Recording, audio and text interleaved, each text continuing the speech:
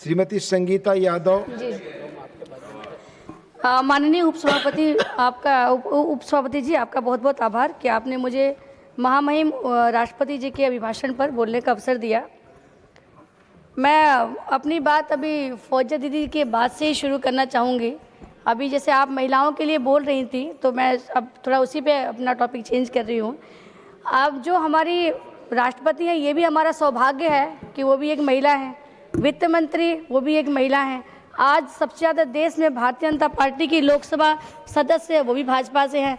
राज्यसभा है, महिला हैं, वो भी भाजपा से हैं। विधायक हैं, वो भी भाजपा से हैं। और मैं खुद भी एक महिला हूँ। आज हमारी पार्टी के संगठन में भी पूरा रेशियो निकालिएगा, सबसे ज़्यादा संगठन में महिलाएं हैं तो भारतीय जनता पार्टी की हैं। मैं अपनी बात इसी में 2 लाइन से शुरू करूंगी कि 2014 के बाद में अगर मैं महिलाओं योजना पे बात करना चाहूँगी तो 24 घंटे मैं नॉन स्टॉप बोल सकती हूँ। इतनी योजनाएं हमारे पास में हैं। तो मैं इसी में महिलाओं के लिए 2 लाइन कह के अपनी बात शुरू करूँगी। माना कि पुरुष बलशाली है, माना कि पुरुष बलशाली है मगर जीतती हमेशा नारी है। माना कि पुरुष बलशाली है मगर जीतती हमेशा नारी है। सांवरिया के 56 भोग पर एक तुलसी का पत्ता भारी है, एक तुलसी का पत्ता भारी है। और उस तुलसी के पत्ते को कोई 2014 के बाद महत्व दे रहा है तो हमारी मोदी सरकार दे रही है और लगातार दे रही है। आज हम महिलाओं को केवल उनका अधिकार ही नहीं दे रहे, उनको नेतृत्व से भी जोड़ रहे हैं। अभी मैं आज सुन रही थी, आपने कहा कि 33% आरक्षण का बिल, जब आरक्षण का बिल यहाँ इसी सदन में, इसी लोकतंत्र के मंदिर में यहीं पास किया गया था और हमारा सौभाग्य है कि हम मैक्सिमम लोग उसके पार्ट भी बने थे। वहाँ भी नियम कानून लिखे गए थे कि कब से लागू होगा, कहाँ लागू होगा। तो मैं आपसे यही निवेदन करूँगी कि दोबारा थोड़ा दीदी उसको पढ़ने का कष्ट करें। और मैं इसी में एक और मातृ बंधन योजना को जोड़ना चाहूँगी। हमारी सरकार ने ये सुनिश्चित किया है कि किसी भी माँ के पोषण में अगर कोई तंगी हो तो आर्थिक तंगी के हिसाब के कारण कभी भी माता और शिशु में कोई कमी नहीं आई। 6,000 तक की हम सीधी आर्थिक मदद दे रहे हैं। और अभी मैंने आपने देखा, आपने वो चिप्स वाला जो उदाहरण दिया, उसके लिए भी मैं बताऊंगी कि कोई ऐसी योजना हमारी आती ही नहीं है जिसमें महिलाओं के लिए अलग से कुछ लिखा ही ना हो। मैं विकसित भारत जी राम जी का भी स्वागत करूंगी। इस विधेयक में महिलाओं को 1/3 भागीदारी को कानूनी गारंटी देना यह बताता है कि हम अपनी बहनों को राष्ट्र निर्माण में सक्रिय भागीदार बना रहे हैं। और मैं आपको बताऊं, अभी एक लाइन अभी मैं किसी और भी माननीय सदस्य को विपक्ष में सुन रही थी कि महिलाओं को रोजगार से नहीं जोड़ रहे हैं, तो मैं एक आंकड़ा बताना चाहूँगी। मुद्रा योजना आज महिला उद्यमियों के लिए वरदान साबित हुई है। इस योजना के अंतर्गत हमारी बहनें 50,000 से लेकर 20 लाख तक का लोन बिना किसी परेशानी के प्राप्त कर रही हैं। आज भारत की नारी अब जॉब सीकर नहीं है, जॉब क्रिएटर बन गई है। आज 10 करोड़ बहनें स्व सहायता समूहों से जुड़कर अपनी किस्मत को बदल रही हैं। मोदी सरकार ने कुल 3 करोड़ महिलाओं को लखपति दीदी बनाने का लक्ष्य निर्धारित किया था। देश में मुझे बताते हुए बहुत हर्ष हो रहा है सदन को कि आज 2 करोड़ से अधिक महिलाओं को इस लक्ष्य को प्राप्त कर चुकी हैं। माननीय सभापति महोदय, मैं ये जो स्मार्टफोन है इसी के बारे में बता रही। मैं ग्रामीण क्षेत्र से विधायक थी। जब ये फ़ोन नया आया था तो घंटी घर में बजती थी, लेकिन महिलाओं को छूने की परमिशन इसको ग्रामीण क्षेत्रों में नहीं थी। ऐसे मैंने खुद अपने आँख से कान से सुना, मैं वही बता रही हूँ। अरे नहीं छूना मत, उठाओगे पता नहीं क्या दब जाएगा, मतलब ऐसी बातें होती थी। आज उन्हीं ग्रामीण महिलाओं पर ड्रोन दीदी का जो दायित्व सौंपा है वो मोदी सरकार ने सौंपा है। उनकी तकनीकी क्षमता पर किसी ने विश्वास किया, मोदी सरकार ने किया है। आज जब गांव में देखते कि महिलाएं ड्रोन उड़ाकर अपना काम कर रही हैं तो यह केवल उस महिला को विश्वास कोई नहीं बढ़ाता, बल्कि जो उसके आसपास जितनी भी महिलाएं हैं उनको भी आत्मविश्वास से भर देता है। माननीय उपसभापति महोदय, यह कोई सिर्फ आर्थिक तरक्की नहीं है, यह एक बहुत बड़ा सांस्कृतिक बदलाव भी है। ये जो रजिस्ट्री होते हैं मकान में, मैं टाइम की लिमिट है लेकिन एक लाइन जरूर बताऊंगी। मेरे पास एक दिन रात में फ़ोन आया किसी महिला का। उसने कहा, दीदी ज़रा पुलिस वालों को भेजिए मेरे घर में। मैंने कहा, क्या हो गया भाई? कह रही, दीदी हस्बैंड से लड़ाई हुई है, पुलिस भेजिए। तो मैंने कहा, एक बात मुझे बताओ, कोई अगर ऐसी बात हो तो मुझे बताओ, तो मैं प्रधान जी, पूर्व प्रधान किसी को भेजती हूँ, जब वहीं रहना तो क्यों लड़ना। तो उसने कहा, नहीं दीदी ज़रा भेजिए। तो फिर मैंने पूछा, मैंने कहा रात के 9:30 बज रहे हैं, आखिर बताओ क्या मुद्दा है। उसने जो लाइन बोला है वो मैं उसी महिला के ऊपर ही बताना चाहूँगी। उसने कहा, दीदी मेरी शादी को 22 साल हो गया, 19 साल का मेरा बेटा है, जब शादी से पहले मेरे माँ बाप बोलते थे, बहनी जब दूसरे घर जाना तभी जो करना होगा करना, अभी वो तुम्हारा घर होगा। शादी करने के बाद जब भी लड़ाई होती थी पति बोलता था, अरे बाहर निकलो, ये मेरा घर है। आज इस घर की रजिस्ट्री मेरे नाम हुई है, मोदी जी की वजह से मेरे नाम हुई, तो ये घर मेरे नाम है।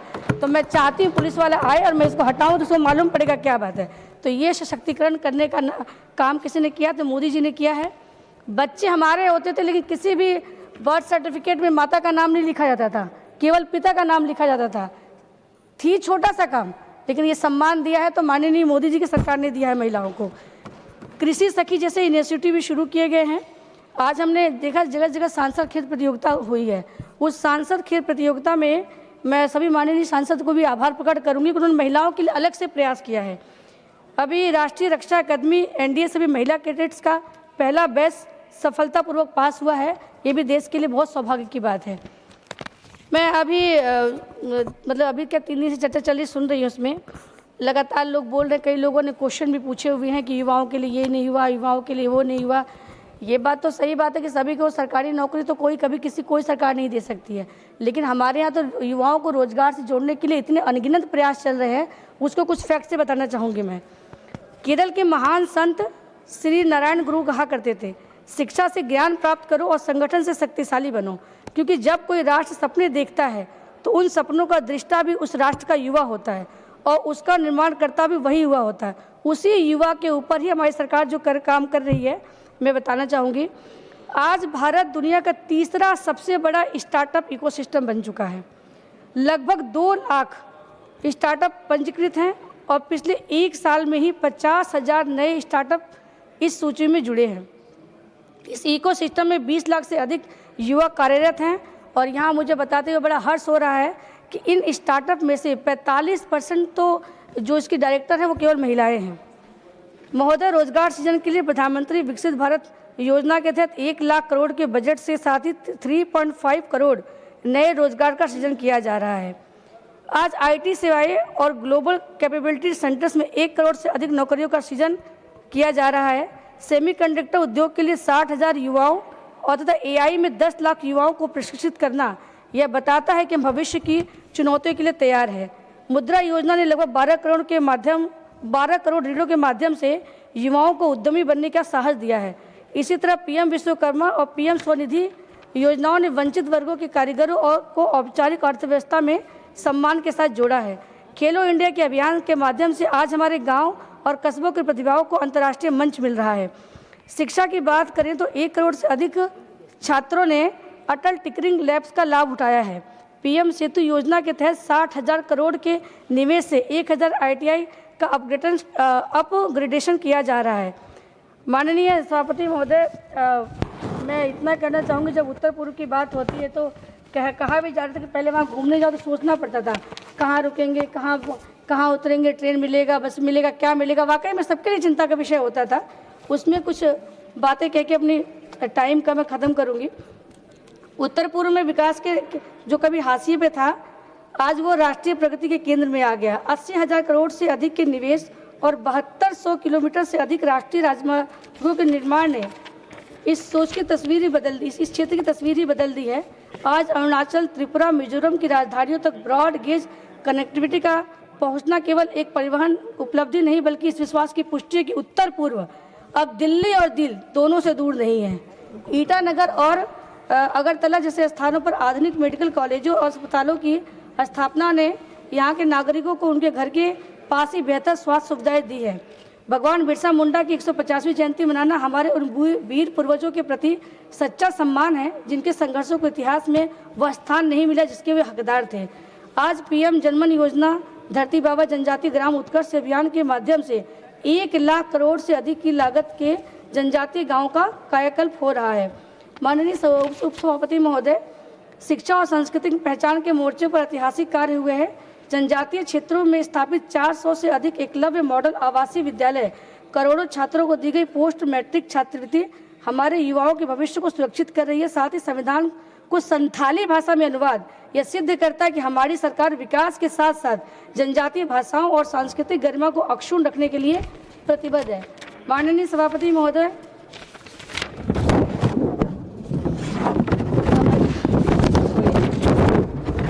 किसान हमारे माननीय सभापति महोदय, मैं इसके साथ ही महामहिम राष्ट्रपति जी के अभिवादन का समर्थन करती हूँ। धन्यवाद।